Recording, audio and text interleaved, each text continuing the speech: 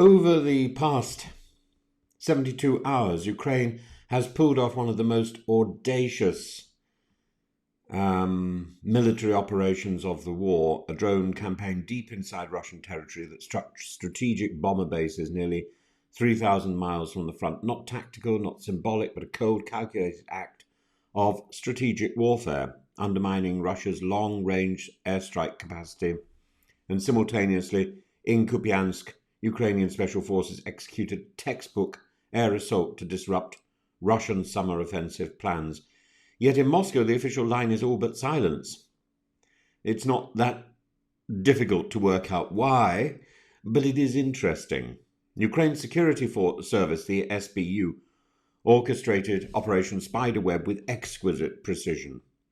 Over 100 drones concealed in wooden crates, smuggled via trucks, activated remotely, even without the drivers of the trucks realizing, raining down on Russian airfields across Russia itself, from Ivanovo to Belaya and Olenia. They were not symbolic targets, they were Russia's nuclear-capable Tu-95 and Tu-22M3 bombers. Ukraine claims 41 aircraft were struck, 13 destroyed outright. These are rare, irreplaceable Cold War-era bombers. Russia owns around 120 in total. If these figures are accurate, a third of Moscow's strategic bomber fleet was neutralized in one night. And Moscow's response? A faint murmur. The Kremlin called it a terrorist attack. The Defense Ministry claimed some equipment caught fire and that the situation is under control. No mention of the scale, the breach, or the strategic consequences. President Putin, nowhere to be seen on the issue. Well, he's in a fridge. Instead, he apparently spent the day discussing children's rights with Maria Lvova-Belova, the very commissioner under ICC indictment for abducting Ukrainian children. That silence speaks volumes. Some pro-war bloggers, normally bombastic cheerleaders, openly described the strike as a Russian Pearl Harbor. Others, like Fighter Bomber, mocked the military for obvious signs of sabotage. Simultaneously, while Russia postured about defending its skies, Ukrainian special forces crossed the Oskil River near Kupiansk in a rare helicopter assault. Using American Black Hawks, they flew behind Russian lines and struck dugouts, staging zones, and safe houses, crippling Russian preparations before their own offensive could begin. It was quite simply a reminder that Ukrainian agility and ingenuity still outmatch Russian complacency. Russia's thin bridgehead at Dvorichna, a linchpin in the Kharkiv plan, has now been destabilized. Neither of these operations is tactical in the narrow sense. The bombers targeted in the drone strike were primarily used for terrorizing Ukrainian civilians with cruise missiles, not frontline soldiers. Kupiansk likewise was an anticipatory blow, not just a raid, but a message: we can see you preparing and we will strike first. This is about eroding Russia's strategic capability and Russia's sense of invulnerability. And because Russia cannot afford the optics, publicly acknowledging the loss of over a dozen strategic bombers would mean confessing to a failure of internal security, intelligence, and military preparation. It would also undermine the nuclear bluff.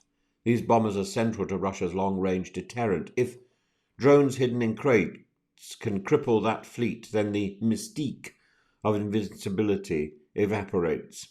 Even Kremlin propagandist Margarita Simonian resorted to nuclear threats on Solovyov's show, not as deterrent strategy, but as vengeance. The louder the threats, the deeper the embarrassment. On the very next day, Russian and Ukrainian negotiators met yesterday in Istanbul, but these talks, like those in May, produced nothing concrete. Russia's so-called memorandum arrived late. It proposed only a temporary ceasefire to recover corpses, while rejecting any broader cessation of hostilities. Meanwhile, Ukraine arrived prepared, calling for a 30-day national ceasefire and handing over a list of 339 children abducted by Russian forces. Russia's response, derision. Their delegates called it a show for childless European old ladies. Yet in that moment, they admitted to abducting a few hundred children, a war crime acknowledged almost casually. It may yet prove the detail that haunts them the longest. So what does this mean? Firstly, Ukraine's capacity for strategic depth, whether in Kursk or Kupiansk, is growing. They are no longer just defending, they are shaping the war on their own terms. Secondly, Russia's inability to secure its own bases or even acknowledge the damage reveals a brittle and performative superpower. The idea that it can sustain a multi-year war of attrition while absorbing this level of internal disruption is fanciful. And finally, the myth that Ukraine is faltering has been punctured. It may not be winning outright, but it is certainly not losing. And it has just proven that Moscow is not invulnerable. Russia's official line is denial. The propagandists are conflicted. The bloggers are furious. And its people, once convinced of the might of their long-range forces, are being told that nothing happened, that all is fine. But most of them have VPNs and they can see what the international media is already saying. 13 bombers lie in pieces. Kupiansk's offensive timetable is in shambles, and the world is watching as Ukraine redefines the rules of engagement. The message from Kyiv to Moscow is blunt. If you keep fighting this war, we will make you pay a price you cannot afford. And behind the bravado of the Kremlin's silence, there is one inescapable truth.